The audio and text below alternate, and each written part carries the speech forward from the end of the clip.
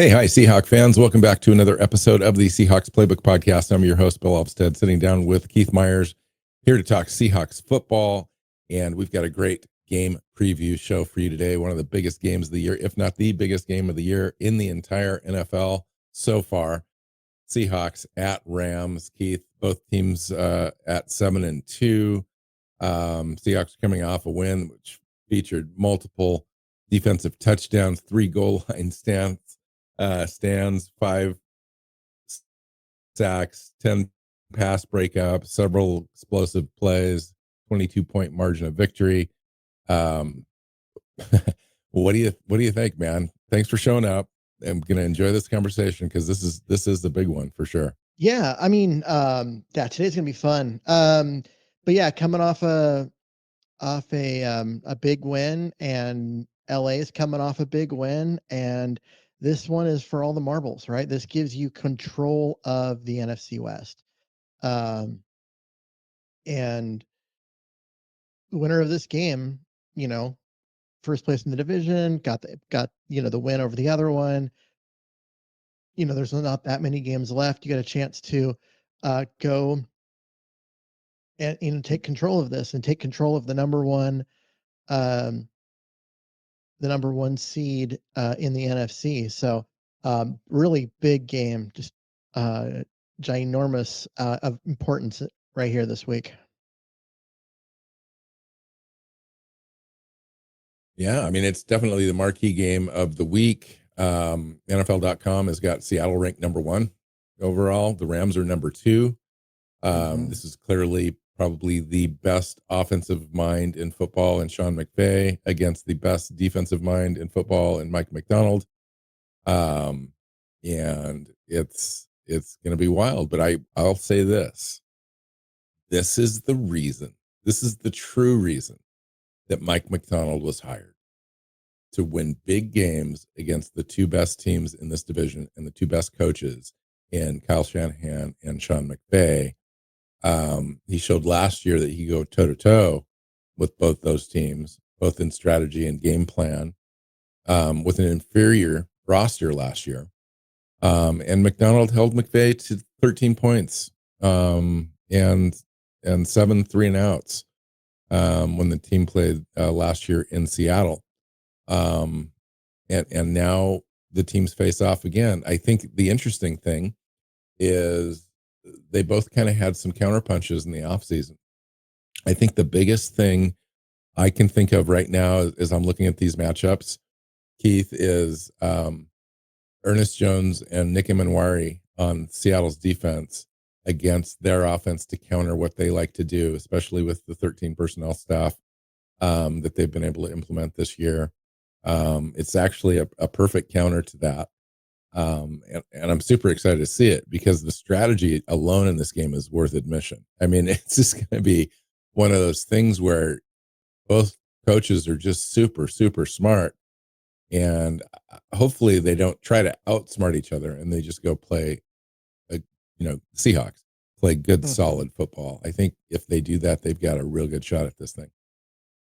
Yeah, and you look at these teams, and just in terms of points, Seattle's got the number 3 offense, and the Rams are at number 5. And then you switch over to defense, and the Rams have the number 2 scoring defense, and the Seahawks have the number 6 scoring defense. And the end result, by the time you put those together, is through all of the games, all 9 games, Seattle has got a point differential of just 5 greater than LA. That's it. These 2 teams are close together in terms of just about any way you can stack stats. They are the first and second best team in the NFL right now, and just depends on which stats you use on which one's higher. Yeah, and it's just a gut feeling too. I mean, I'm got a pretty good gut feeling about this game, about the way that things line up, about certain aspects of what both teams like to try to do. I think that we're slightly favored in those sorts of matchups when you take a look at individual matchups and 13 personnel against our light boxes versus, what they normally face when they throw 13 personnel out there, which is a stacked front, and they can take advantage over the top with Matthew Stafford. And he's been doing it too, averaging over 4 touchdowns a game in the last 3 games, 5 touchdowns in one of those. And I think we're the antidote to that. And I think the antidote is named Njigba, because he's going to be able to fit in the box as well as drop back into coverage and eliminate at least one of those tight ends. And I think if he has a good game, solid game, I think Seattle wins this game. I think that really is the difference. The other difference I would say is turnovers. Seattle's turned the ball over quite a bit. I think we're second in the NFL in turnovers. The Rams are 5th in the NFL in turning the ball over. So that could be definitely a key. I think if we take care of the ball, we've got a really good shot at this thing. Torrey Horton, I'll mention this right now. Torrey Horton has been ruled out in this game. Jalen Sundell as well. Everyone else is good to go on their side. Javonte Adams and Kobe Turner are both questionable, but Sean McVay indicated they should be good to go for the game. Team captains in this game, Cooper Kupp and Ernest Jones, along with Kobe Bryant and George Holani. So that'll be fun. But I wanted to talk to you a little bit about what the Rams have been doing on offense this year with their 13 personnel, running the ball out of that formation, also getting defenses to play heavy fronts against them, and being able to take advantage with Matthew Stafford this year, who's having really a career year as far as the efficiency level, touchdown to interception ratio, all that stuff. He's just really in the MVP race. He is. I honestly think that right now you look across the league and you look at the stats and everything, and there's kind of 4 players in the MVP hunt. 2 of them are playing quarterback in this game, and that's just another part of why this is the marquee game of the week. These are the best teams. They really are, and it'll be fun. No matter what happens, it will be a fun game to watch. Good football.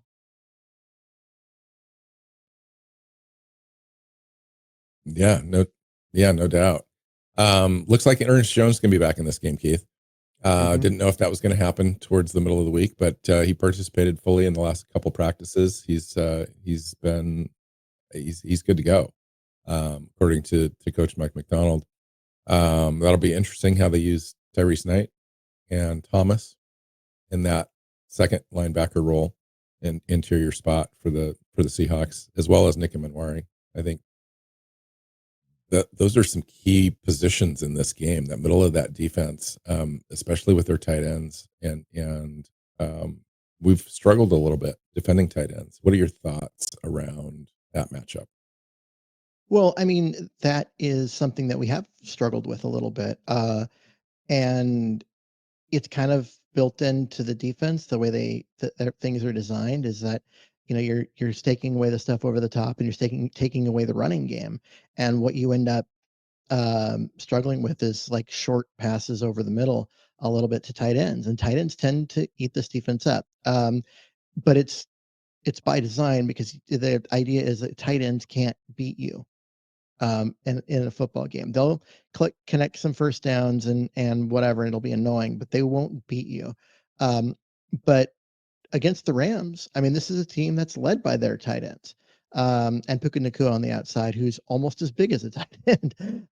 You need guys that can play with them, and I think what you're going to see when they do, go to the 13 personnel and they have that third tight end, you're going to see a guy like Woolen come in and take whichever tight end goes widest and cover there, because he's got the size too.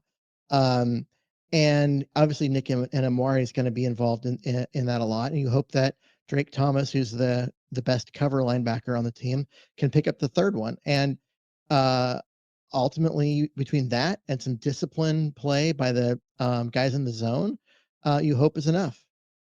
And if the tight ends go off, out of that same grouping,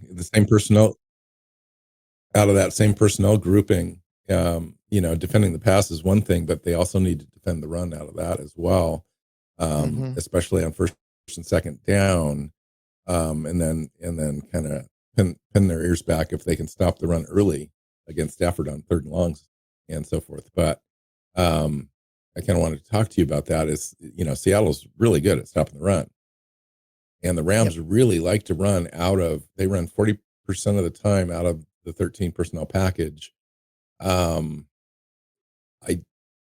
It's just going to be one of those keys of the game. I think Seattle needs to hopefully make the Rams one-dimensional, and the easiest way to do that is stop the run. What are your thoughts? Well, the Rams are fairly one-dimensional on their own. They average 113 yards per game on the ground, and they average 260 yards per game through the air. They're one of the top passing offenses in the league, but as far as running the ball, they're right at average, just a little below. They're 18th. And so I think that you need to stop the run. You need to be able to do that, but you've got to make sure that you aren't doing that and having that cost you, chunk plays over the middle to the tight ends in the passing game, because that's where they're going to beat you. If the Rams win this game, it's going to they will have won through their passing game, because that's who they are. That's what they're best at. And so you really got to focus on that, and then just know that you're good against the run, and you're going to be able to shut them down. They're already not very good at it. So, you hold them to 20 yards less than their average, and they're under 100 yards, and we call that dominant. And I think you could do that while still focusing on defending the pass. I do too. Especially defense this year compared to last year when we faced them. He's got a real opportunity here to have a real impact on this game. I was going to say too, on the turnover thing, the Rams are 5-0 when they win the turnover battle. Most teams are, they win more than they lose. 0-1 when they lose it. They're fifth in the league in creating turnovers, and we've had issues, especially with Sam Darnold. And wanted to talk to you a little bit about protection in this game for Sam Darnold. I will say this: the Rams' pressure rate early in the year, weeks 1 through 4, was 47.48%. In weeks 5 through 10, that has dropped to 30.29%. The Rams are playing more dime coverage more than any other team, 6 defensive backs. I think that's contributed to some of that. And then they had 0 sacks, 1 pressure against the 49ers last week. They had 1 sack and 2 quarterback hits against the Saints. That said, I think one of the priorities for the Rams in this game has got to be putting pressure on Sam Darnold, because Sam Darnold is literally the top-rated passer in the NFL when kept clean in the pocket. And so, what are your thoughts when Seattle's on offense and the Rams are on defense? Well, I think that you're going to see them pressure. You're going to see them blitz. You're going to see them bring extra guys in an effort to get Sam Darnold off his spot, to get him pressured, hopefully get home and get sacks, that kind of stuff. But what that does is that opens up space behind that. If you can pick up the blitz, or just get the ball out of the quarterback's hands fast enough, there's always room to find open guys when you bring extra pass rushers. And so it's all about, can you identify where that's going to be and get the ball out of your hands fast enough? And Sam Darnold's been good at that. Our running backs have been, linebackers, really their tight ends have been great at helping out with that. Guys like AJ Barner. And so if they can, if LA's going to blitz and they're going to bring pressure, which I think they're going to bring pressure a lot, you're going to see Cooper Kupp just eat 8 yards down the field in the middle of the field. And he's just going to be there available to catch passes all day long. And if the Seattle does pick up the blitz, so they don't have that free rusher, well, now you got JSN doing JSN things, and you've got Rashid going deep, and you're going to see opportunities for this team to do things. Their lack of pressure up front with just their front four the last couple of weeks should be very concerning, because that's the sign that their defense is starting to crack.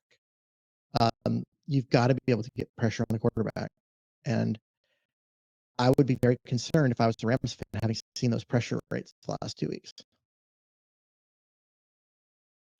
Yeah, I think that you've nailed it as far as the opportunity.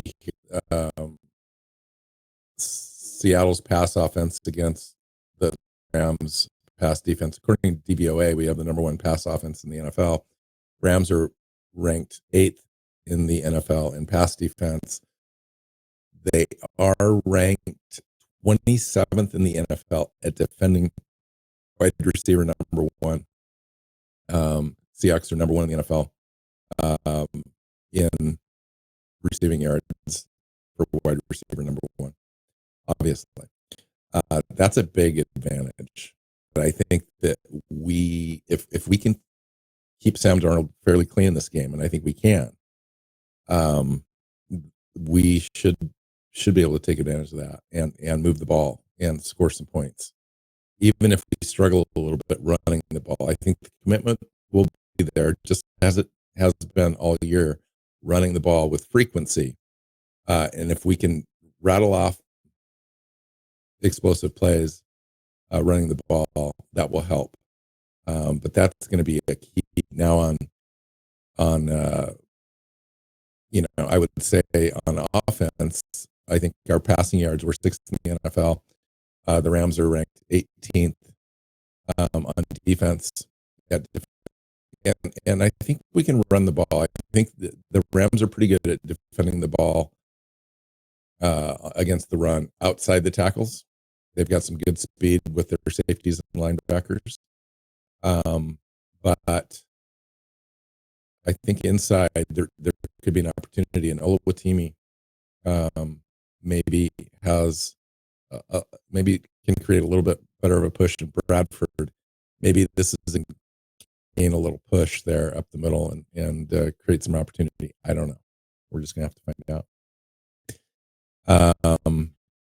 The key advantages for the Rams on defense starts with Jared Verse. He's just a monster. I mean, he's playing really well. Rookie last year, he's come on. He's kind of all over the for them. Moves around the line of scrimmage. Kobe Turner, Braden Fisk, with their interior pass rush. Byron Young already has 9 sacks this year. Poona Ford's there, run stuffing in the middle. Tyler Davis is in rotation there as well. Quentin Lake is a guy at safety that they really like. Kind of their Nick Imanwari, if you will, plays kind of all over the place. Plays nickel and dime as well. So can impact the game. But Seattle's been so on a roll, and their timing has just been impeccable, especially in the first halves.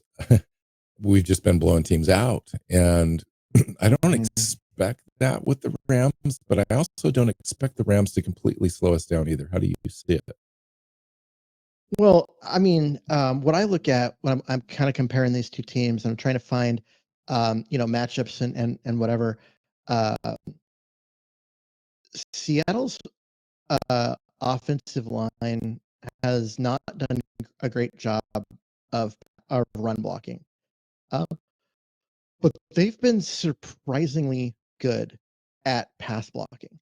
Just the give the fewest sacks in the league. And just they can make life really hard for pass rushers. And so, okay, you've got Jared Verse, who's fantastic, coming off the edge and doing things. But other than that one guy, there's a lot of team effort that goes into this. And if you can kind of shut that down, And one then of the ways to do that is run play action offense, which yeah. Seattle does really well. And the Rams rank 22nd in defending play action. Yeah. And so you have a situation where you've got one game wrecker up front, and if you can find ways to slow him down, I think that even though they've got some talent, their defense is susceptible to what Seattle does. The fact that Seattle likes to not just drop Sam Darnold straight back, but a lot of play action, a lot of rollouts, a lot of moving where he is, in order to make it hard on the pass rushers, is going to just play into what Seattle does. And they're going to be able to move the ball and do some things against this defense that aren't, which you can totally do. I don't see a similar weakness in Seattle's defense. I think that Seattle's defense, I mean, you look at it across the board, they're the better defense, but especially their ability to get pressure while only rushing 4. Now, that doesn't mean it's the 3 down linemen and one of the it's not the same 4 guys, right? There'll be times when they'll bring 3 linebackers and 1 defensive lineman, and they'll drop everyone else back. And they do it all from on one side of the field, so you've got guys blocking no one. And that's what we saw against Arizona this last week when you got Tyrese Knight just unblocked because there's not enough blockers on that side of the field. But Seattle isn't just bringing 7 guys. They're only bringing 4. They're dropping other guys out and into the zone behind it to take away that short pass. It's really fun, and it's really fun to watch and all of that. But it really takes a very, very disciplined, talented offensive line to manage. And when I look at LA's offensive line, I don't see enough quality in terms of their play in, play out, where they're going to be able to stop Seattle's pass rush. And that's the thing when I look at it that I would be concerned about if I was LA. I think that Seattle's going to win at the line of scrimmage more than LA is going to win at the line of scrimmage. And that to me is the advantage that Seattle has, and why they have a very good shot at winning this game. Yeah. Seattle's faced 4 top 10 DVOA defenses this season: Houston, Tampa Bay, Arizona twice. They've averaged over 32 points a game against those teams. Total was 23 points against the Cardinals in that first game. I was going to say earlier, I mentioned that the Rams are 22nd in the league defending play action passes. The only defenses Seahawks play to rank worse at defending play action passes are the Jaguars, 2 of those games. I don't, even though the Rams have high rankings, DVOA rankings, and so forth, I think it's going to be a challenge. It's going to be more challenging than moving, the offense against Arizona, I think. But I don't think it's a game stopper. I think it just slows you down a little bit. So can we score 35 points in this game? I don't know. Maybe. And I think if we did score 35 points, it wouldn't surprise me if the Rams were scoring 30 points. It's just one of those games where you think you've got it all figured out. You've got the number 1 offense, number 2 defense, so close. But it would not shock me if this ends up being just a barn burner. Because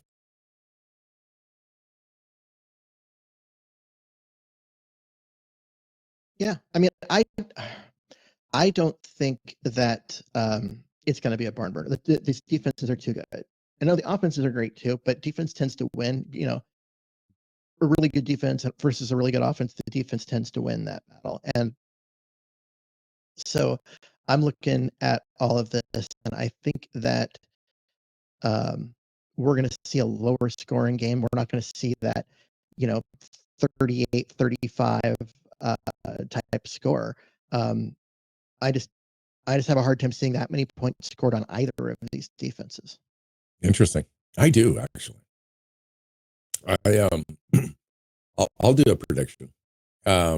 Seattle's the best run defense that the Rams have faced all season. The only other top 10 DVOA run defense that they've faced was the Texans, and they only managed 72 yards rushing in that game and 14 points. Game where Seattle breaks out apart from the narrative and scores a lot of points and holds the Rams down. Stafford's potentially worst game of the season, generate a turnover, something like that. We stop the run. We're very effective, just like we've done to every other opponent lately on our defense. I don't think it's going to be much different. And I see this as being at least 27 points for Seattle. And I'm honest, I don't know if the Rams can score more than 17. So I see this being like a double-digit win for Seattle.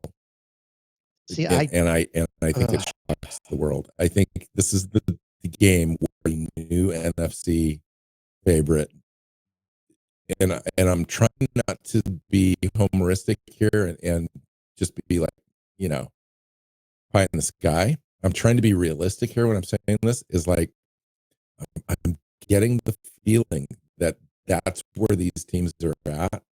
And the Rams have been a little bit of a mirage, and Seattle's the real deal, especially on defense.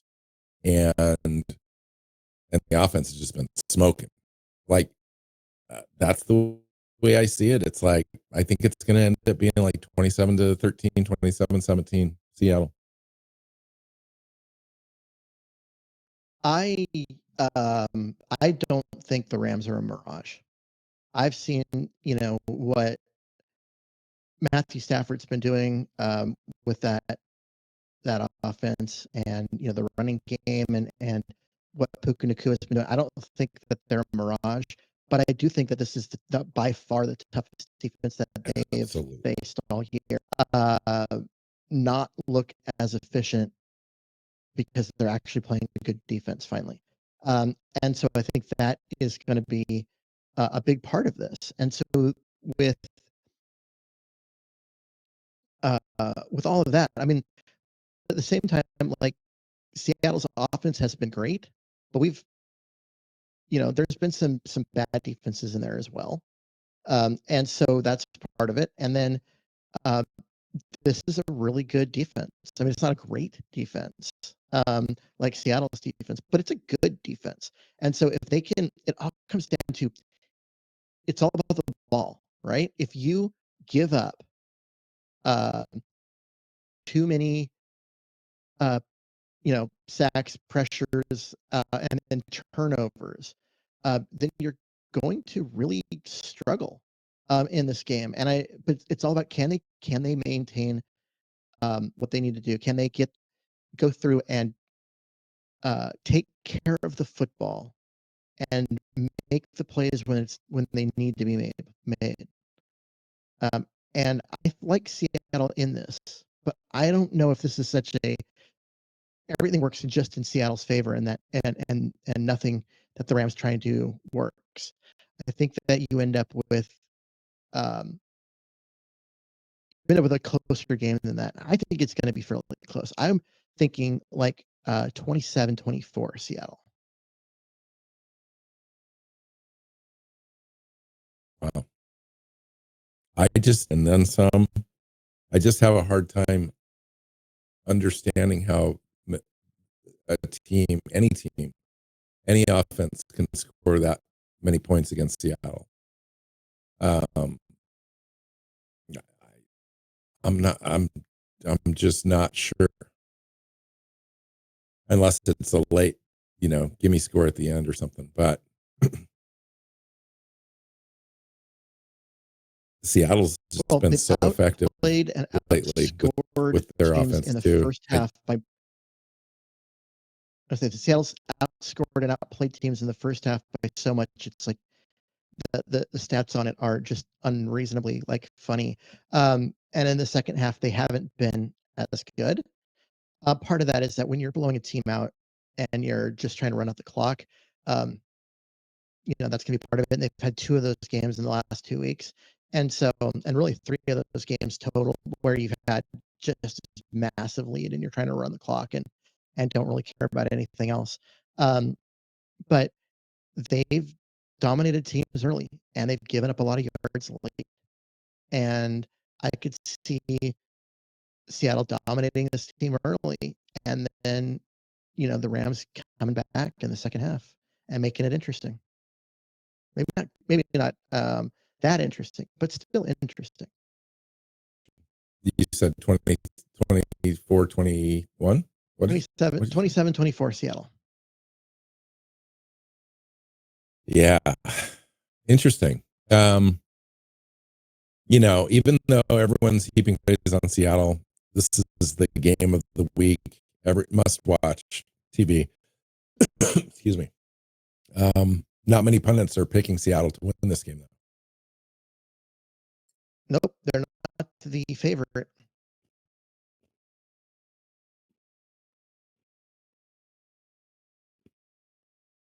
The Rams are right now 1.5 favorites. So the line has moved. Seattle being they were 2.5 point underdogs. Now they're 1.5 point underdogs. So the line has moved slightly in Seattle's direction, but they are still the underdog in this game. Vegas likes the Rams.